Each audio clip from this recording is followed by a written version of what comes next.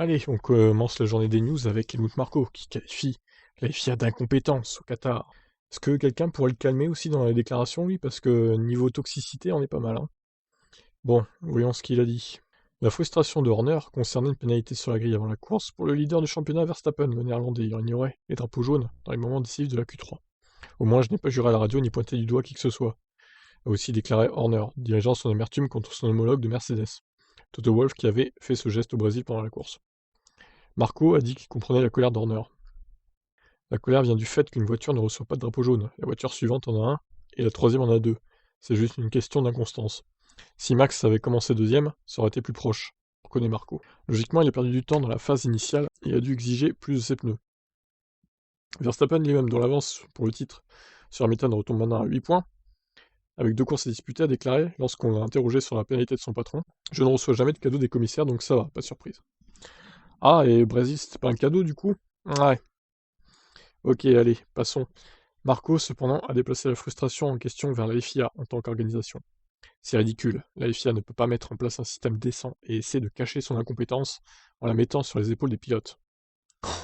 La violence. À l'ère du numérique, les pilotes ont tout sur l'écran. Et là, Max n'avait rien sur l'écran. Et soudain, une personne, un commissaire inexpérimenté, agitait des drapeaux. Puis le message est venu de Masi que tout allait bien, et en même temps, Max a vu le feu vert qu'il pensait être pour lui. C'était juste une situation malheureuse et à mon avis, aucun des pilotes n'aurait dû être puni. Jamais avoir de polémique. Marco en a rajouté une couche sur celle de l'aileron arrière de Mercedes. Allons-y, tant qu'on y est, hein. Mercedes était moins rapide au Qatar, et cela est dû au fait qu'ils utilisaient un aileron arrière qui ne pouvait plus fléchir.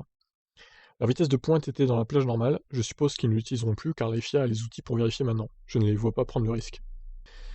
Alors, comment te dire, Marco, est-ce que tu penses pas plutôt que c'est à cause du fait que c'était un moteur assez ancien que Hamilton utilisait, que du coup il perdait un peu de puissance par rapport à celui du Brésil, non? Tu penses pas que ça peut jouer aussi?